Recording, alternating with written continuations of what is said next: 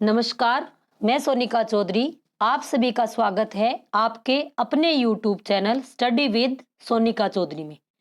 NCERT किताबों की जो श्रृंखला हमने प्रारंभ की थी, आज उस श्रृंखला में हम सामाजिक विज्ञान हमारा पर्यावरण भाग 2 कक्षा 7 के लिए भूगोल की पाठ्य पुस्तक का अध्ययन करेंगे। अध्याय 3 हमारी बदलती पृथ्वी। हमारी पृथ्वी के बारे में इसमें बताया गया है। वायुमंडल, हमारी बदलती पृथ्वी। स्थल मंडल अनेक प्लेटों में विभाजित है, जिन्हें स्थल मंडलीय प्लेट कहते हैं। अब ये प्लेटें क्या है, इसका आगे हम ऐसे पृथ्वी के अंदर ये प्लेटें बनी हुई है, आगे अब इसका वर्णन किया गया है। यह प्लेट हमेशा धीमी गति से चारों तरफ घूमती रहती है, यानी हमारी जो पृथ्वी है वो किस पे टिकी हुई है, ऐसे प्लेटें बनी हुई है उस पे ये टिकी हुई है। और ये क्या करती रहती है, ऐसे धीरे धीरे धीरे गति करती रहती है। लेकिन कितनी करती है, प्रत्येक वर्ष केवल कुछ मिलीमीटर के लगभग, मीटर भी नहीं, मामूली सा क्या है, मिलीमीटर, सिर्फ एक वर्ष के अंदर, यानी एक वर्ष में वो थोड़ी सी गति करती है। पृथ्वी के अंदर पिघले हुए मैग्मा, जब ज्वालामुखी फटता है तो उसमें क्या निकलता है, लावा निकलता है। तो लावा को क्या कहते हैं, मैग्मा। में होने वाली गति के कारण ऐसा होता है। और पृथ्वी के अंदर पिघला हुआ मैग्मा एक वृत्तीय रूप में घूमता रहता है, यानी ऐसे ये घूमता रहता है। तो ये क्या करती है, ये प्लेटें धीरे धीरे गति करती है। प्लेट की इस गति के कारण पृथ्वी के स्तर पर परिवर्तन होता है। पृथ्वी की गति को बलों के आधार पर विभाजित किया जाता है, जिनके कारण यह गतियां उत्पन्न होती है। यानी जो प्लेट गति करती है तो पृथ्वी पर हल्का हल्का क्या होता है, परिवर्तन होता है। कई बार ऐसे होता है ना, हल्का हल्का भूकंप का झटका ऐसे महसूस होता है, तो वो इस गति के कारण ही होता है। ये प्लेटें इधर से उधर जब होती है तो पृथ्वी क्या करती है, गति करती है।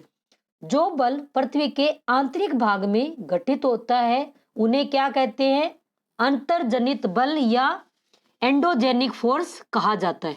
यानी जो आंतरिक भाग में उत्पन्न होता है बल, उसको क्या कहते हैं, अंतर्जनित बल या एंडोजेनिक फोर्स कहा जाता है। नेक्स्ट है, जो बल पृथ्वी के सतह पर उत्पन्न होते हैं उन्हें बहिर्जनिक बल कहा जाता है, जैसे एक्सोजेनिक फोर्स कहते हैं। अब भूकंप एवं ज्वालामुखी जैसी आकस्मिक गति के कारण पृथ्वी की सतह पर अत्यधिक हानि होती है। यानी जब भूकंप और ज्वालामुखी जैसी अचानक घटनाएं होती है तो उस समय हमारी पृथ्वी पे क्या होती है, बहुत अधिक नुकसान होता है। अब ये देखो पृथ्वी की गतियां, अंतर्जनित बल और बहिर्जनित बल। अंतर्जनित क्या होता है, जो अंदर की साइड में वो लगता है, और बहिर्जनित जो पृथ्वी की बाहर की साइड में, ये क्या होता है, आकस्मिक बल होता है। इससे क्या आता है, भूकंप, ज्वालामुखी या भूस्खलन, लैंडस्लाइड होती है ना, कभी अचानक ऐसे बड़े बड़े पहाड़ ताश के पत्तों की तरह ढह जाते हैं, तो वो क्या होता है, भूस्खलन। कई बार हम अचानक आराम से बैठे होते हैं और पृथ्वी पे झटके महसूस होते हैं, तो वो क्या होती है, भूकंप। और ज्वालामुखी अचानक जिसके इसके छिद्र से क्या निकलने लग जाते हैं, लावा निकलना लग जाता है। और पटल विरूपण बल से क्या बनते हैं, पर्वतों का निर्माण होता है। अब बहिर्जनित बल, अपर्दन और निक्षेपण, यानी जो बाहर का बल लगता है, जो नदियां ऊपर से आती है तो पहाड़ों का क्या करती है, अपर्दन करती है। अब इसमें क्या है, नदी, बहता जल, पवन, समुद्री तरंग, ये क्या है, बहिर्जनित बल है।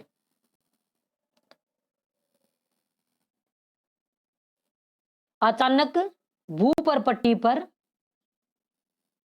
खुला एक ऐसा छेद होता है जिसमें पिघले हुए पदार्थ अचानक निकलते हैं। यानी ये क्या है, अब ये नीचे जो डायग्राम दे रखा है, ये भूकंप, ये किसका है, ज्वालामुखी का है।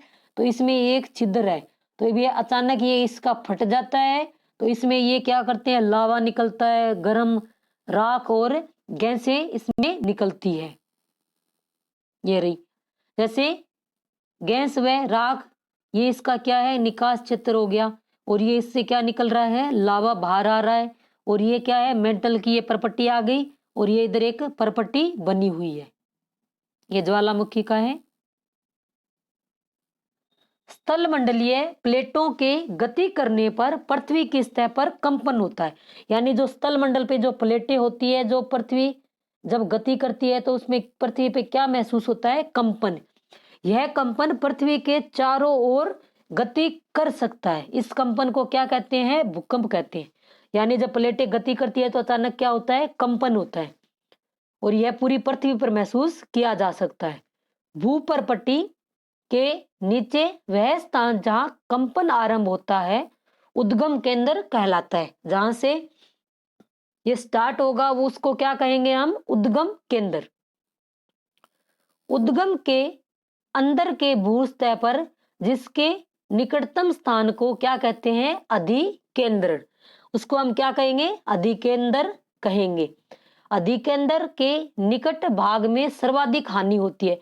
जहां से ये मान लो भूकंप का क्षेत्र, यहां से इसका उद्गम हुआ और जो सबसे पास में जो एरिया होगा तो सबसे ज्यादा नुकसान कहाँ होगा, उसी क्षेत्र में। तो उसको क्या कहते हैं, अधिकेंद्र कहते हैं। और अधिक केंद्र से दूरी बढ़ने पर भूकंप की तीव्रता में क्या हो जाती है, कमी होने लग जाती है। जैसे ये रही प्लेट सीमा, अधिकेंद्र और भूकंपी तरंगे सभी दिशाओं में ये यहां से क्या है, बाहर ऐसे निकल रही है। ये ऐसे ऐसे ये रही, ये रहा उद्गम केंद्र। वह स्थान जहां भूकंप उत्पन्न होता है वह भूकंपी ऊर्जा का उद्गम केंद्र कहलाता है। अब भूकंपीय तरंगे कितने प्रकार की होती है, 3 प्रकार की। कौन कौन सी, एक होती है पी पर तरंगे, एक होती है अस तरंगे, एक क्या होती है, अल तरंगे। अब पी तरंगों को क्या नाम दे रखा है, अनुदैर्ध्य पवने, अनुदैर्ध्य तरंगे। एक होती है अस तरंगे, इनको हम क्या कहते हैं, अनुप्रस्थ तरंगे। और एक क्या होती है, अल तरंगे, उन्हें हम क्या कहते हैं, पृष्ठीय तरंगे कहा जाते हैं। अब अनुदैर्ध्य और अनुप्रस्थ अपने जो रेगिस्तान में टिल्ले है उनका भी तो नाम है, वो हम आगे पढ़ेंगे। भूकंप की भविष्यवाणी संभव नहीं है। यदि हम पहले से तैयार हो तो इसके प्रभाव को निश्चित रूप से कम किया जा सकता है। यानी हम भूकंप की भविष्यवाणी नहीं कर सकते। अगर हम पहले से कुछ तैयार रहे, अगर हमें महसूस हो, जैसे कई बार हम जो पालतू पशु रखते हैं तो उनको ये महसूस होने लग जाता है तो वो चिल्लाने लग जाते हैं, तो हमें उनकी बातों पर ये गौर, उनके जब वो चिल्लाते हैं तो उन पर हमें गौर करना चाहिए। और जैसे भूकंप हमें महसूस होने लग जाए तो हमें क्या करना चाहिए, खुले मैदानों में चला जाना चाहिए। जहां तक हो हमें छत के नीचे नहीं रहना चाहिए, तो हम बच सकते हैं। भूकंप का मापन एक यंत्र से होता है जिसे हम क्या कहते हैं, भूकंप लेखी कहते हैं। भूकंप की तीव्रता रिएक्टर स्केल पर मापी जाती है। यानी भूकंप की जो तीव्रता होती है वो किस पे मापी जाती है, रिएक्टर स्केल पर।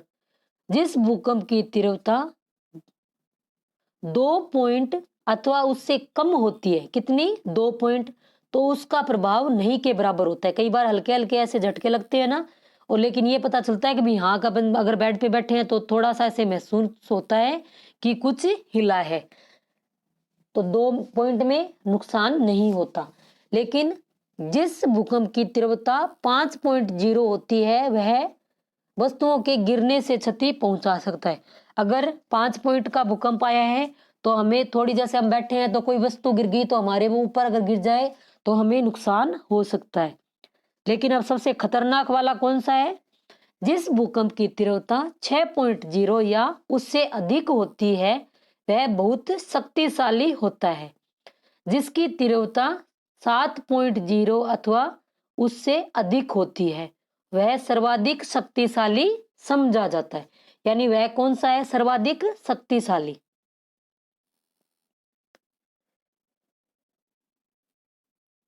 भुज में 26 जनवरी 2001 को रिएक्टर स्केल 6.9 की तीव्रता वाला भीषण भूकंप आया था। यानी सबसे खतरनाक कितने पॉइंट का हो जाता है? 7 पॉइंट का। तो यहाँ कितने पॉइंट वाला आया था? 6.9 का। तो भीषण भूकंप आया था। इस भूकंप में जो गुजरात का भुज शहर है वो एकदम तबाह हो गया था। उस समय काफी जो अब तैयारी कर रहे हैं वो तो पैदा ही हुए थे, 1-2 साल के ही होंगे। तो उस समय ये बहुत नुकसान हुआ था। 26 जनवरी का दिन था। बच्चे इसलिए बच गए थे क्योंकि वो स्कूलों में गए हुए थे, तो खुले मैदान में थे। तो इस समय बहुत नुकसान हुआ था। मुख्य स्थलाकृतियां, अपक्षय एवं अपर्दन नामक 2 प्रक्रमों द्वारा दृश्य भूमि लगातार विघटित होती रहती है। यानी अपक्षय अपर्दन जैसे पहाड़ों का टूटना, फिर वो अपर्दन अपर्दन इसे ये क्या, जैसे पहाड़ है वो टूट गए तो नदियों के पानी के बहाव में वो क्या होते हैं, एक जगह से दूसरी जगह पहुंच जाते हैं। तो पृथ्वी की जो भूमि हमें दिखाई देती है उसमें परिवर्तन होता रहता है। पृथ्वी की सतह पर सेलों के टूटने से अपक्षय की क्रिया होती है। अब अपक्षय कब होता है? जो चट्टानें होती हैं वो टूटती रहती है, तो वो कौन सी प्रक्रिया होती है? अपक्षय की प्रक्रिया। भूदृश्य पर जल, पवन एवं हिम जैसे विभिन्न घटकों के द्वारा होने वाले क्षय को क्या कहते हैं? अपर्दन कहते हैं।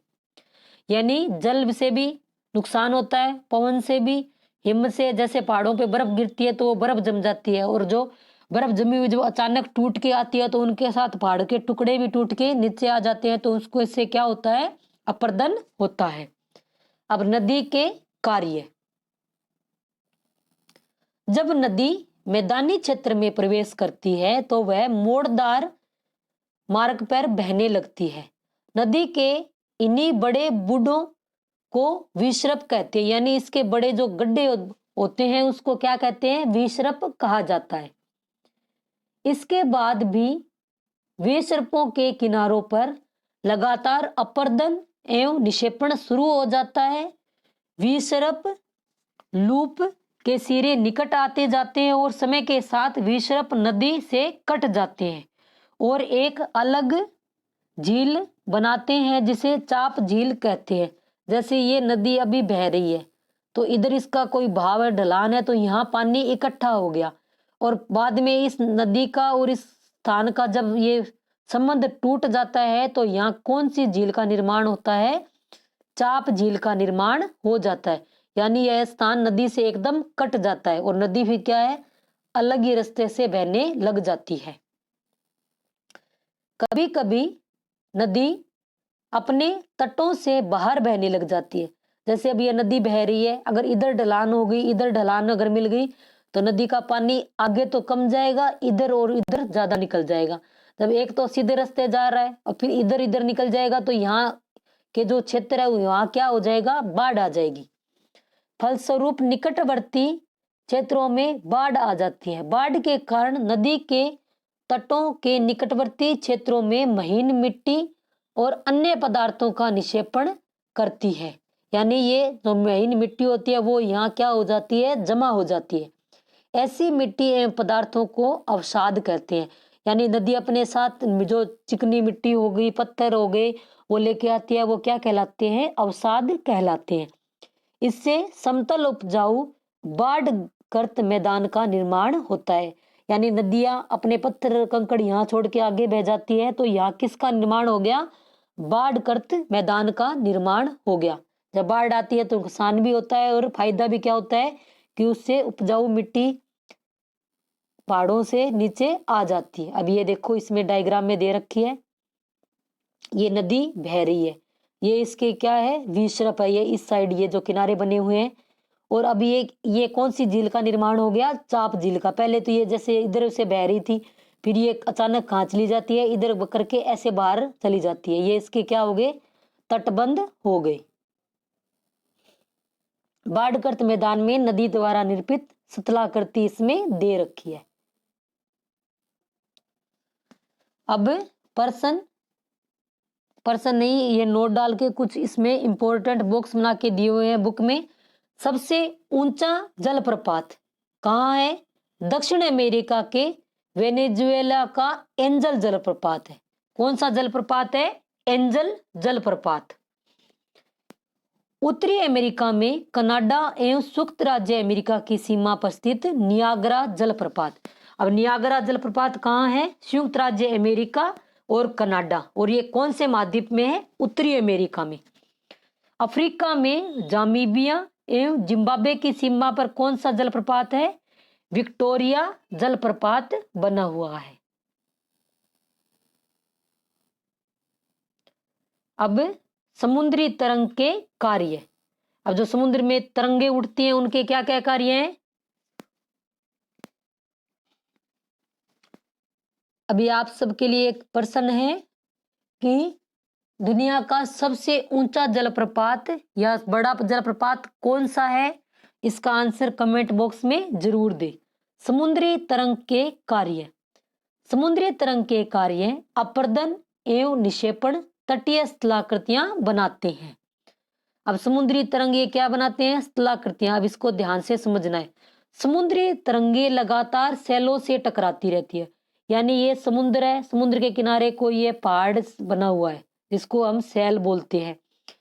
से ये जैसे अब ये समुद्र से तरंगे आई, इससे टकरा रही है, जिससे दरार विकसित हो जाती है। अब बार बार टकराएगी तो इसमें क्या हो जाती है? दरार हो जाती है, और समय के साथ ये बड़ी और चौड़ी होती जाती है, यानी फिर ये दरार मोटी मोटी होती जाएगी।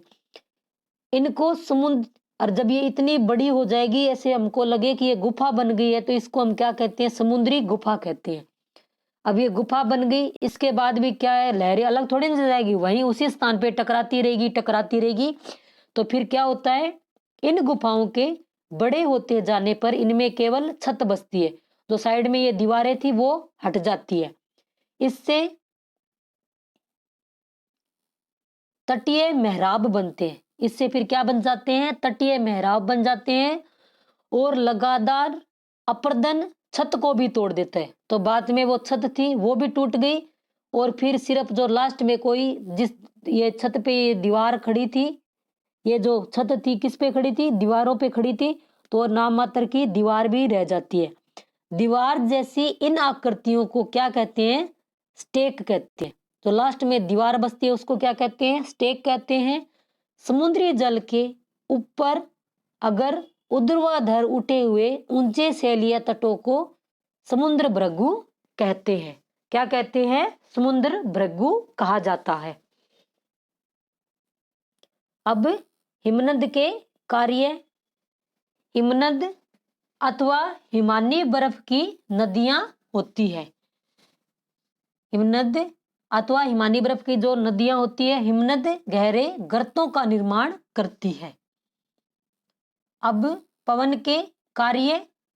रेगिस्तान में पवन अपर्दन एवं निक्षेपण का प्रमुख कारक है।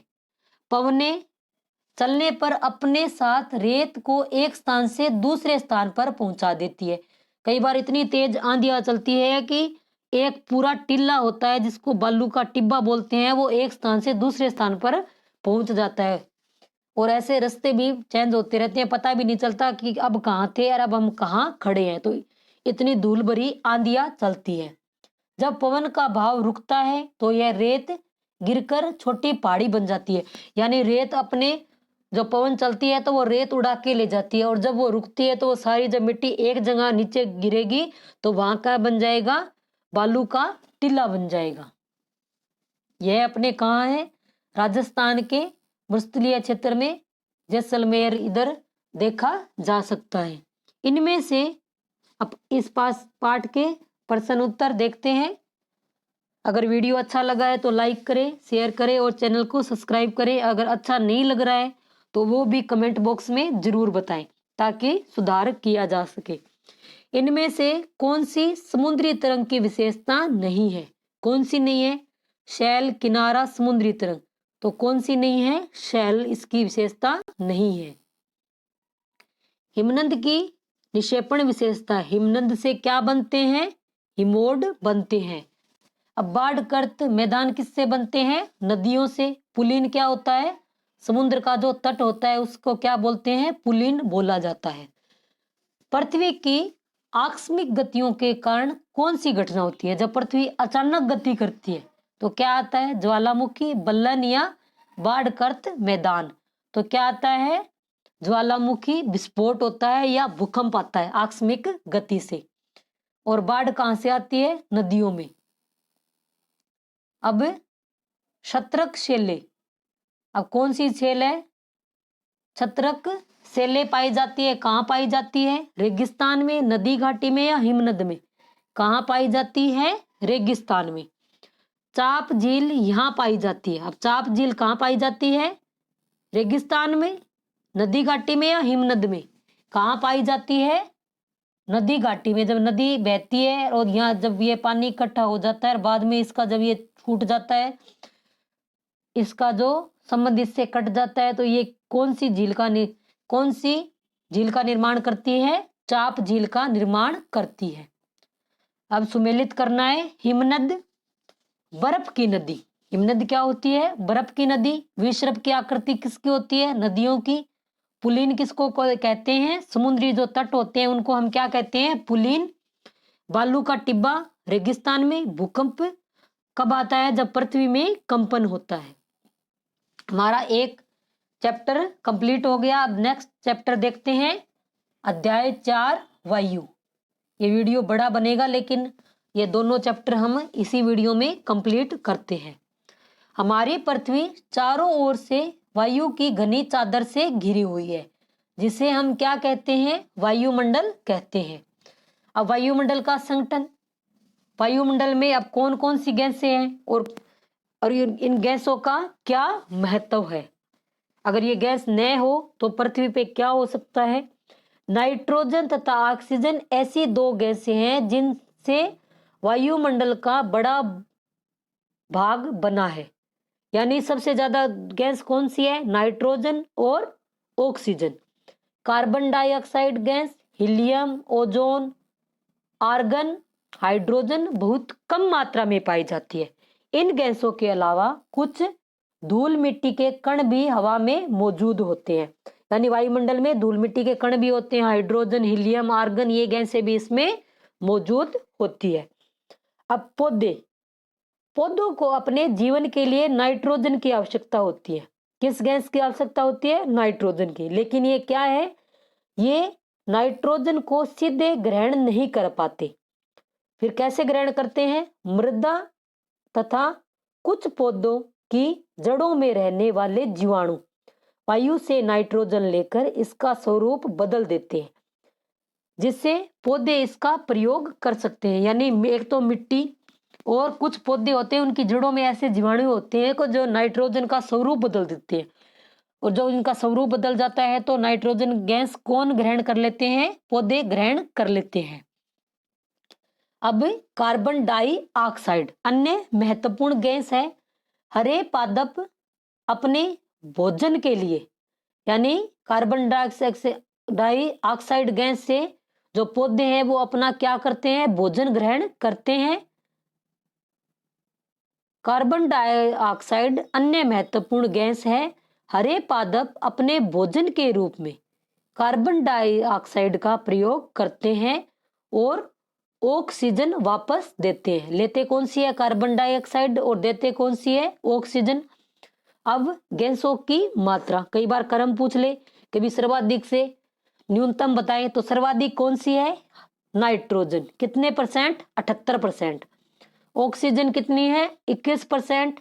कार्बन डाइऑक्साइड कितनी है? 0.03%। आर्गन 0.93% और अन्य 0.04। अब नेक्स्ट है, अब एक नोट डाल के इंपॉर्टेंट लिखा हुआ है,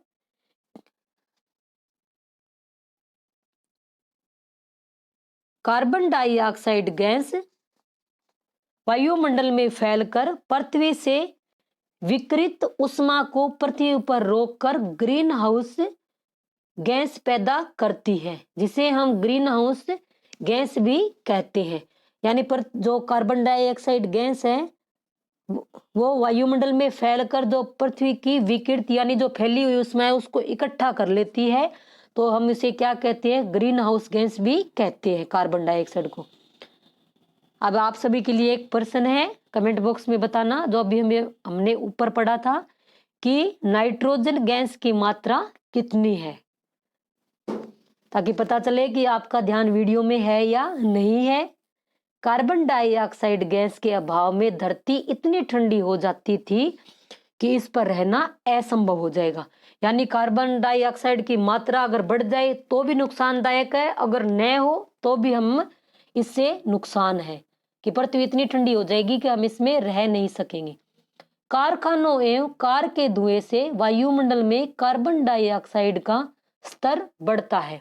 यानी कारखानों हो गए, कार के जो धुआं निकलता है उससे कौन सी गैस निकलती है? कार्बन डाइऑक्साइड गैस निकलती है। तब इस उष्मा के द्वारा पृथ्वी का तापमान बढ़ जाता है, तो इसे क्या कहते हैं? भूमंडलीय तापन या ग्लोबल वार्मिंग कहते हैं।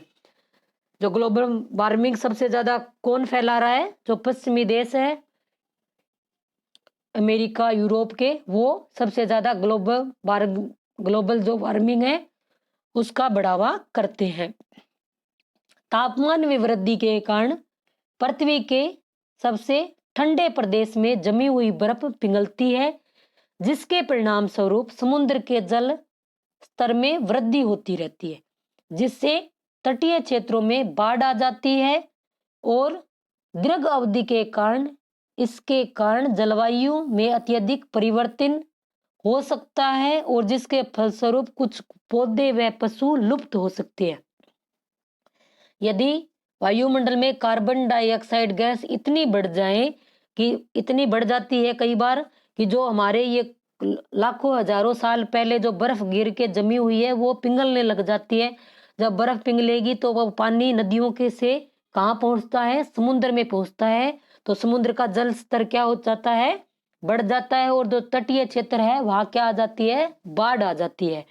अगर अगर कार्बन डाइऑक्साइड की मात्रा इतनी अधिक बढ़ जाए तो इसके स्थायी परिणाम हमें देखने को मिलेंगे कि कुछ पौधे और वह पशु लुप्त हो जाएंगे। अब वायुमंडल की संरचना। अब वायुमंडल में मुख्य रूप से कितनी परतें हैं? 5 परतें। जैसे यहां से अब शुरू होंगे तो सबसे पहले आता है शोभ मंडल। क्या आता है? शोभ मंडल। उसके बाद क्या है? समताप मंडल। फिर आता है मध्य मंडल, फिर आता है बाह्य मंडल और सबसे लास्ट में और सबसे जो ऊपरी परत है वो कौन सी है? बहिर्मंडल। वायुमंडल की संरचना यानी पृथ्वी का जो हमारा वायुमंडल है कितने है पार्ट है इसके? 5 है। तो सबसे पहले हम देखते हैं शोभ मंडल। अब एक प्रश्न और है कि अगर वायुमंडल में कौन सी गैस नहीं होगी तो पृथ्वी इतनी ठंडी हो जाएगी कि हम उस पर नहीं रह सकते। यह कौन सी गैस है? कमेंट बॉक्स में जरूर बताएं। शोभ मंडल, यह परत वायुमंडल की सबसे महत्वपूर्ण परत है और इसकी औसत ऊंचाई कितनी है? 13 किलोमीटर है और मौसम की लगभग सभी घटनाएं जैसे वर्षा, कोहरा, ओलावर्षण इसी परत में होते हैं। अब सबसे पहली परत कौन सी है? शोभ मंडल। और ये कितनी ऊंचाई तक है? 13 किलोमीटर तक। और मौसम संबंधी सारी घटनाएं किसमें होती है? शोभ मंडल में होती है और यह सबसे महत्वपूर्ण परत मानी जाती है। अब समताप मंडल। सबसे पहले शोभ मंडल, शोभ मंडल के ऊपरी कौन सी आ गई? समताप मंडल। शोभ मंडल कितने किलोमीटर तक है? 13। समताप मंडल कितने पे आ गया? 50 किलोमीटर। शोभ मंडल के ऊपर का भाग समताप मंडल कहलाता है। यह लगभग 50 किलोमीटर की ऊंचाई तक फैला है। यह परत बादलों एवं मौसम संबंधी घटनाओं से लगभग मुक्त होती है और हवाई जहाज उड़ाने के लिए इस परत में आदर्श स्थिति होती है। यानी जो शोभ मंडल है उसमें कौन सी घटनाएं होती है? मौसम संबंधी घटनाएं। और जो समताप मंडल है उसमें मौसम संबंधी कोई घटनाएं नहीं होती, न बादल होते हैं, एकदम मौसम साफ होता है। जो मौसम अगर साफ होगा यानी आसमान, तो उसमें क्या होगा? हवाई जहाज उड़ाने में कोई दिक्कत नहीं आएगी और यह हवाई जहाज उड़ाने के लिए आदर्श स्थिति होती है। अब नेक्स्ट है, इसमें एक नोट डाल के कि समताप मंडल की एक महत्वपूर्ण विशेषता है। क्या विशेषता है? इसमें ओजोन गैस की परत है। जो ध्रुवों पर जो गैस है कौन सी है? Ozone gas. यह परत सूर्य से आने वाली हानिकारक गैसों से हमारी रक्षा करती है। यानी ओजोन गैस कहाँ है? समताप मंडल में है। अब मध्य मंडल, मध्य मंडल में कि ये क्या है? पृथ्वी वायुमंडल की तीसरी परत है और यह समताप मंडल के सबसे ऊपर है। यह लगभग कितनी है? 80 किलोमीटर की ऊंचाई तक फैली है। अंतरिक्ष में प्रवेश करने वाले उल्का पिंड इसमें आके नष्ट हो जाते हैं। कई बार ऐसे जैसे हम बाहर बैठे होते हैं तो ऐसे टूटता हुआ तारा दिखता है ना, तो वो क्या होते हैं? उल्का पिंड होते हैं। लेकिन वो पृथ्वी के सतह पर नहीं आ पाते, वो मध्य मंडल की जो परत है उसमें ही हम वो क्या हो जाते हैं? नष्ट हो जाते हैं। अब जो ऊपर पड़ा है उसका थोड़ा सा रिपीट करते हैं। अब सौर मंडल है, वो कितने किलोमीटर तक है? 13 किलोमीटर तक। मौसम संबंधी घटनाएं किसमें होती है? क्षोभ मंडल में। क्षोभ मंडल के बाद क्या था? समताप मंडल। समताप मंडल कितनी दूरी तक है? 50 किलोमीटर तक। और यह इसमें क्या है? मौसम संबंधी कोई घटनाएं नहीं होती। तो यह किसके लिए आदर्श स्थिति है? जो वायुयान होते हैं, हवाई जहाज, वो इसमें उड़ते हैं। और बाद में कौन सा आता है? मध्य मंडल। अब मध्य मंडल में क्या है? कितने किलोमीटर तक आ गया? 80 किलोमीटर तक। तो इसमें क्या है? जो उल्का पिंड जो होते हैं पृथ्वी में जो उल्का पिंड गिरते हैं वो इसमें आकर गिर जाते हैं। और जो अंतरिक्ष में हम जो स्पेस में ऊपर जो भेजे जाते हैं उसके लिए ये आदर्श स्थिति है। और अंतरिक्ष में प्रवेश करने वाले उल्का पिंड इस परत में क्या हो जाते हैं? जलकर नष्ट हो जाते हैं। वरना पृथ्वी पे सीधे आके वो गिरेंगे तो क्या हो जाएगा? हमारा पृथ्वी पे इससे नुकसान होता है। अब बाह्य मंडल। अब बाह्य मंडल कितने से कितने किलोमीटर तक हो गया? सबसे पहली परत कितनी थी? 13। फिर बाद में कितनी आ गई? 50। बाद में कितनी आ गई? 80। और अब कितनी आ गई है? 80 से 400 किलोमीटर तक कौन सा आ गया? बाह्य मंडल आ गया है। बाह्य मंडल में बढ़ती ऊंचाई के साथ तापमान अत्यधिक तीव्रता से बढ़ता है। आयन मंडल इस परत का एक भाग है। यानी जो आयन मंडल है वो किसमें है? बाह्य मंडल में। यह 80 से 400 किलोमीटर तक फैला है और रेडियो संचार के लिए इस परत का उपयोग होता है। यानी रेडियो संचार किसमें? बाह्य मंडल में। मौसम संबंधी घटनाएं क्षोभ मंडल में। और वायुयान किसमें उड़ते हैं? समताप मंडल में। और रेडियो संचार के लिए इस परत का उपयोग होता है। पृथ्वी से प्रसारित रेडियो तरंगे इस परत द्वारा पृथ्वी पर परावर्तित कर दी जाती है। अब आ रहा है लास्ट में बहिर्मंडल। अब बहिर्मंडल में क्या होता है? वायुमंडल के सबसे ऊपरी परत को बहिर्मंडल के नाम से जाना जाता है। जो सबसे ऊपरी परत है वो कौन सी है? बहिर्मंडल। इसकी कोई जो औसत इसकी ऊंचाई नहीं है। ये ऊपर जो 400 से ऊपर की जितनी भी ऊंचाई है वो सारी किस में आ जाती है? बहिर्मंडल में शामिल है। इस परत की जो बहिर्मंडल है इसमें वायु की एक पतली परत होती है। इस हल्की गैस को क्या कहते हैं? हीलियम और नाइट्रोजन यहीं से अंतरिक्ष में तैरती रहती है। यानी बहिर्मंडल में कौन सी गैस है? हीलियम और नाइट्रोजन गैस है। अब ये डायग्राम दे रखा है कि सबसे पहले कौन सा है? क्षोभ मंडल, फिर समताप मंडल, फिर मध्य मंडल, फिर ये मध्य मंडल की सीमा, फिर बाह्य मंडल और सबसे लास्ट में यह आ गया बहिर्मंडल। अब मौसम एवं जलवायु। अब मौसम और जलवायु में क्या अंतर है? मौसम वायुमंडल के प्रत्येक घंटे तथा दिन प्रतिदिन की स्थिति होती है।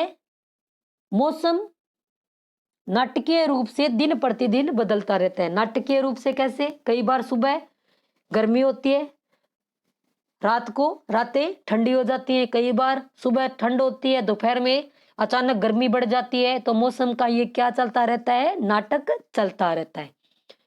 ये यानी मौसम क्या होता है? दिन प्रतिदिन की जो स्थिति होती है वो मौसम कहलाता है। दीर्घ काल में किसी स्थान पर औसत मौसम उस स्थान की जलवायु कहलाता है। यानी जलवायु क्या होती है, यानी दीर्घ काल तक, कई बार जैसे कहा अभी तो गर्मी पड़ेगी तो 3 महीने गर्मी है, तो वो क्या होगी, उसकी जलवायु हो गई। अब तापमान। अब आप सभी के लिए एक प्रश्न है जो अभी हमने ऊपर पढ़ा था कि ओजोन गैस किस मंडल में पाई जाती है। कौन सी गैस, ओजोन गैस किस मंडल में पाई जाती है? इसका आंसर कमेंट बॉक्स में जरूर दें। और वीडियो कैसा लगा यह भी कमेंट करके जरूर बताएं ताकि मुझे भी मोटिवेशन मिलता रहे। अब तापमान। प्रतिदिन जिस तापमान का आप अनुभव करते हैं वह वायुमंडल का तापमान होता है। वायुमंडल का तापमान केवल दिन और रात में ही नहीं बदलता बल्कि ऋतु के अनुसार भी बदलता है। शीत ऋतु के अपेक्षा ग्रीष्म ऋतु ज्यादा गर्म होती है। यानी जो तापमान है वो दिन और रात में ही नहीं बदलता, ऋतुओं के अनुसार भी बदलता है। जब शीत ऋतु आती है तो क्या हो जाता है, मौसम ठंडा हो जाता है। जब ग्रीष्म ऋतु आती है तो तापमान बढ़ जाता है। तापमान एक महत्वपूर्ण कारक है जो तापमान के वितरण को प्रभावित करता है। सूर्य से आने वाली वह ऊर्जा जिसे पृथ्वी रोक लेती है तापमान कहलाती है।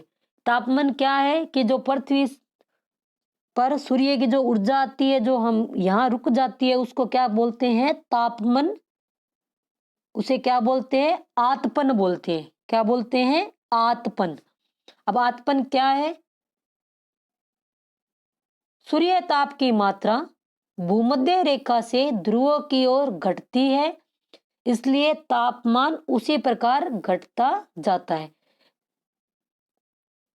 जैसे ये हमारी पृथ्वी है तो इसमें ये क्या है, 0 डिग्री रेखा है जिसको हमें भूमध्य रेखा कहते हैं। तो इसमें तापमान क्या होता है, सर्वाधिक होता है। और जैसे जैसे हम इधर ऊपर जाएंगे 90 डिग्री ध्रुवों की तरफ तो तापमान क्या होता है, घटता जाता है। यह सूर्य का आतपन होता है। पृथ्वी सूर्य के ऊर्जा के, अब ये इतनी बड़ी संख्या दे रखी है, भाग का केवल एक भाग 2 अरबवा भाग ही प्राप्त करती है। यानी अब इतना हम भाग प्राप्त करते हैं तो भी हम कई बार गर्मियों में इतने दुखी हो जाते हैं कि कितनी गर्मी हो रखी है, सूर्य कैसे तप रहा है, सर्दी में ये दिखाई नहीं देता, ऐसे और हम बोलते हैं। तो लेकिन प्राप्त कितना करते हैं, सूर्य की जो ऊर्जा है 2 अरबवा भाग, 1% भी नहीं पर करेंगे तो पता ही नहीं क्या हो जाएगा। और जब सूर्य का जो तापमान है पृथ्वी पर आता है तो कितनी मिनट लगती है, लगभग 8 मिनट में वो पृथ्वी पर पहुंचता है। तापमान को मापने की मानक इकाई क्या है, डिग्री सेल्सियस। यानी तापमान को किससे मापा जाता है, डिग्री सेल्सियस से मापा जाता है। अब 0 डिग्री सेल्सियस पर पानी जम जाता है। जब बर्फ बनती है तो कितने पे बनती है, 0 डिग्री पे। और 100 डिग्री सेल्सियस पर यह उबलता रहता है। प्रति 165 किलोमीटर की ऊंचाई, यानी 165 मीटर जब हम ऊपर की ओर जाएंगे तो वायु का तापमान 1 डिग्री सेल्सियस की औसत दर से घटता है। यानी जब हम कितने मीटर ऊपर चले जाएंगे, 165 मीटर ऊपर चले जाएंगे तो 1 डिग्री सेल्सियस की दर से यह कम होता जाता है। पश्चिम से आने वाली पवन को क्या कहते हैं, पश्चिमी पछुआ पवन कहते हैं। अब वायुदाब। पृथ्वी की सतह पर वायु के भार द्वारा लगाया गया दाब वायुदाब कहलाता है। पृथ्वी की सतह पर वायु के द्वारा जो भार लगता है उसको क्या कहते हैं, वायुदाब कहा जाता है। वायुमंडल में ऊपर की ओर जाने पर दाब तेजी से गिरने लगता है। समुद्र स्तर पर वायु दाब सर्वाधिक होता है और ऊंचाई पर जाने पर यह घटता जाता है। यानी सर्वाधिक कहाँ होता है, समुद्र के जो स्तर होता है वहां, और ऊंचाई पर जाएंगे तो यह वायु दाब क्या होता है, घटता जाता है। वायुमंडल का क्षेत्र वितरण किसी स्थान पर उपस्थित वायु के ताप द्वारा प्रभावित होता है। अधिक तापमान वाले क्षेत्रों में वायु गर्म होकर ऊपर उठती है। यह निम्न दाब का क्षेत्र बनता है। निम्न दाब बादल युक्त आकाश एवं मौसम के साथ जुड़ा होता है। यानी कई बार कहते हैं ना, एकदम हुमस हो जाती है, दबाव महसूस हो जाता है, तो बादल छाए रहते हैं तो क्या लगता है कि हाँ आज तो बारिश पक्का आएगी, इतनी घुटन सी महसूस होने लग जाती है। तो वो क्या होता है, निम्न दाब का केंद्र बन जाता है। कम तापमान वाले क्षेत्रों में वायु ठंडी होती है। यानी जहां धूप कम आती है तो वहां क्या होगी, वायु ठंडी होगी। इसके फलस्वरूप यह भारी होती है और भारी वायु निमाज्जित होकर उच्च दाब क्षेत्र बनाती है। इन सब के कारण स्वच्छ एवं साफ आकाश होता है। वायु सदैव उच्च दाब से निम्न दाब की ओर गमन करती है। कि वायु सदैव कहाँ जाती है, उच्च दाब क्षेत्र से निम्न दाब क्षेत्र की ओर गमन करती है। अब क्या है, पवन। उच्च दाब क्षेत्र में निम्न दाब क्षेत्र की ओर वायु की गति को क्या कहते हैं, पवन कहते हैं। पवन को मुख्यतः 3 भागों में विभाजित किया जाता है। कौन कौन से, स्थायी पवन, मौसमी पवन और स्थानीय पवने। अब स्थायी पवन कौन सी होती है, व्यापारिक, पश्चिमी एवं पूर्वी पवने स्थायी पवने होती है और यह वर्ष भर लगातार निश्चित दिशा में बहती है। इनको व्यापारिक पवने क्यों कहते हैं, जो व्यापारी समुद्र में यात्रा करते हैं तो जब ये इन्हीं पवनों के बीच में ये करते हैं ताकि, और ये क्या होती है, वर्ष भर एक ही दिशा में चलती रहती है। अब मौसमी पवने, ये पवने विभिन्न ऋतु में अपनी दिशा बदलती रहती है। उदाहरण के लिए भारत की मौसमी मानसूनी पवने, जब मानसूनी पवने आती है तो वो अपनी दिशा बदलती रहती है, तो ये कौन सी पवने हैं, मौसमी पवने हैं। स्थानीय पवने, यह पवने किसी छोटे क्षेत्र या वर्ष भर दिन में या रात में कहीं चलती रहती है, जैसे स्थल एवं समुद्री समीर। अब नेक्स्ट है, भारत के उत्तरी क्षेत्र की गर्म एवं शुष्क स्थानीय हवा को क्या कहते हैं, लू कहते हैं। अब ये डायग्राम दे रखा है। अब ये क्या है, 0 डिग्री भूमध्य रेखीय निम्न दाब, या इसको क्या कहते हैं, डोलड्रम पेटी कहते हैं। और ये कौन सी रेखा आ गई, 0 डिग्री, ये कौन सी है, 23 डिग्री, 23.5 डिग्री उत्तरी अक्षांश में कौन सी रेखा है, कर्क रेखा। और ये ऊपर क्या आ गया, 90 डिग्री क्या है, ध्रुव, ये उत्तरी ध्रुव आ गए। और ये क्या रही, अपनी जो व्यापारिक पवने चल रही है यानी उत्तर पूर्व से। अब पीछे जो रीट का पेपर हुआ था उसमें इस डायग्राम से प्रश्न पूछे गए थे कि व्यापारिक पवने और इनसे भी किस दिशा से किसकी ओर चलती है। ये इसको आपको आगे जब आएगा तो दोबारा इसको करवाया जाएगा। पवनों से संबंधित एक चैप्टर और है। उपोषण उच्च दाब यानी होर्स अक्षांश भी इसको कहते हैं। और ये अधो ध्रुवीय निम्न दाब क्षेत्र आ गया। और ये कौन सा आ गया, उच्च दाब क्षेत्र। और ये कौन सी है, मकर रेखा, 23.5 डिग्री दक्षिणी अक्षांश में ये स्थित है। अब चक्रवात, प्राकृतिक आवेश। चक्रवात क्या होते हैं, जो अचानक तूफान आ जाते हैं समुद्री एरिया में, उसको क्या बोलते हैं, चक्रवात या साइक्लोन कहते हैं। ये प्रश्न भी रीट में आया था कि चक्रवात की स्थिति शायद पूछी गई थी, जो अभी ये रीट रद्द हुई है उसमें। भारत के पूर्वी समुद्री तट पर स्थित ओडिशा, बंगाल की खाड़ी से उठने वाले चक्रवातों का खतरा बना रहता है। यानी जो अपना उड़ीसा स्टेट है वो किधर है, बंगाल की खाड़ी के ऊपर की साइड में स्थित है। तो यहाँ जो चक्रवात उठते हैं वो सबसे पहले कहाँ पहुंचते हैं, उड़ीसा का जो समुद्री तट है वहां। तो 17 अक्टूबर 1919 को राज्य के 5 जिलों में एक चक्रवात आया था। पहले तो कब आ गया था, 17-18 अक्टूबर को। फिर एक और आया था 29 अक्टूबर को 1999 को। एक अन्य चक्रवात आया था जिससे राज्य के एक बड़े भाग में तबाही मचाई थी। और ये जो तरंगे चल रही थी वेग से, पवन ये कितनी तेज थी, 260 किलोमीटर प्रति घंटे के वेग से चली थी। और यह 36 घंटे से भी ज्यादा समय तक चलती रही थी, यानी 1.5 दिन तक ये कंटिन्यू चली थी। अब 1.5 दिन तक हवा के थपेड़े लगेंगे तो क्या हाल होगा। तट का बहुत ज्यादा नुकसान हुआ था और बहुत से मछुआरे इसमें मारे भी गए थे।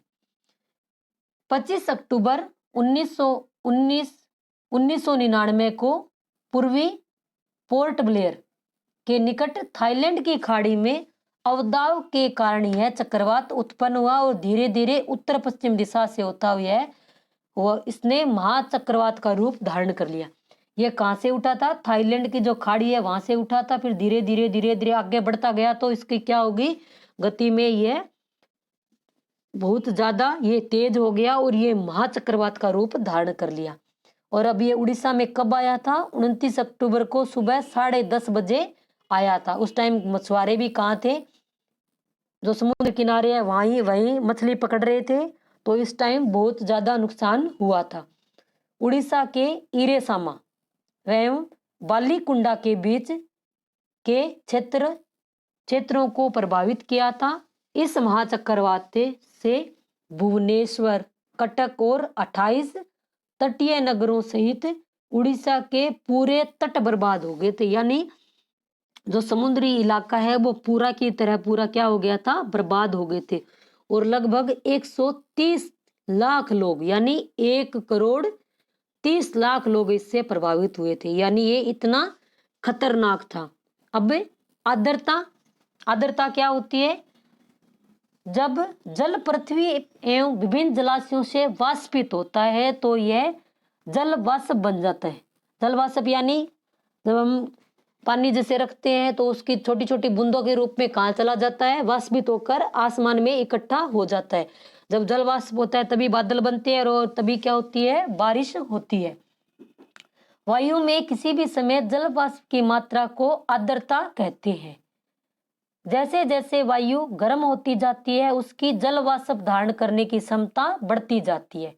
इस प्रकार यह और भी अधिक आर्द्र हो जाती है।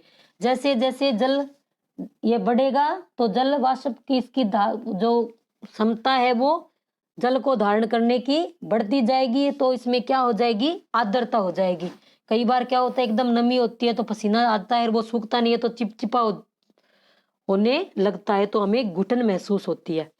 आर्द्र दिन में कपड़े सूखने में काफी समय लगता है। कई बार कपड़े में भी ऐसे सिलन रह जाती है। हमारे शरीर से पसीना आसानी से नहीं सूखता और हम असहज महसूस करते हैं। यह ज्यादातर कहाँ होता है? जो समुद्र एरिया का जो तटवर्ती इलाके हैं वहां ये ज्यादा नमी होती है। अपने रेगिस्तान में तो ये नहीं होती, राजस्थान में इतनी। पृथ्वी पर जल के रूप में गिरने वाला वर्षण वर्षा कहलाता है, यानी जो पृथ्वी पर जल गिरता है तो उसको क्या कहते हैं, वर्षण, और यह वर्षा कहलाता है। ज्यादातर भौम जल वर्षा जल से ही प्राप्त होता है, यानी जो भूमि पर जल है उसकी सर्वाधिक मात्रा हमें कहां से प्राप्त होती है, वर्षा जल से ही प्राप्त होता है। क्रिया विधि के आधार पर वर्षा के 3 प्रकार है। कितने प्रकार है? 3 प्रकार। संवहनीय वर्षा, पर्वतीय वर्षा और चक्रवाती वर्षा। अब चक्रवाती वर्षा जब अब ये जो उड़ीसा में जब तूफान आया था तो 1.5 दिन तक तो वो पवनें चली थी, तो साथ में उनके वर्षा ओले भी तो आए थे। वर्षण के दूसरे रूप हिम सहिम वृष्टि तथा ओला है, यानी जो वर्षण यानी जो बूंदे गिरती है उनके साथ कई बार ओलावृष्टि भी तो होती है, तो ये इसी के रूप है। अब इस पाठ के प्रश्न उत्तर। निम्नलिखित में से कौन सी गैस हमें सूर्य की हानिकारक किरणों से बचाती है? Ozone gas. और मैंने ये प्रश्न भी पूछा था कि ओजोन गैस किस मंडल में स्थित है? इसका आंसर कमेंट बॉक्स में जरूर दें। मंडल की सबसे महत्वपूर्ण परत है, यानी जो ये वायुमंडल, ये जो अपनी पृथ्वी के जितने भी मंडल है उनमें सबसे महत्वपूर्ण किसको माना गया है? सौर मंडल को माना गया है। ये क्वेश्चन आंसर बुक में दिए गए हैं। वायुमंडल की निम्न परतों में कौन सी बादल विहीन है? यानी मौसम संबंधी घटनाएं किसमें होती है? सौर मंडल में। और जो समताप मंडल है उसमें कौन सी है? बादल विहीन समताप मंडल होता है, तो इसमें वायुयान के लिए यह आदर्श स्थिति होती है। वायुमंडल की परतों में जब हम ऊपर जाते हैं तब वायुदाब क्या होता है, घटता जाता है। जब वृष्टि तरल रूप में पृथ्वी पर आती है तो उसे हम क्या कहते हैं, वर्षा कहते हैं। अब ये सुमेलित करके लिखना है, जो ये सुमेलित करके मैंने लिखा है। अब व्यापारिक पवनें क्या होती है, स्थायी पवनें। लू क्या है, स्थानीय पवन है। मानसून मौसमी पवन है। और पवन को क्या कहते हैं, पवन की क्षितिज। इस वीडियो में इतना ही। अगर वीडियो अच्छा लगा तो लाइक करें, शेयर करें और चैनल को सब्सक्राइब करें और पास में जो बेल आइकन है उसको भी प्रेस करें ताकि आने वाले वीडियो का नोटिफिकेशन मिलता रहे। धन्यवाद।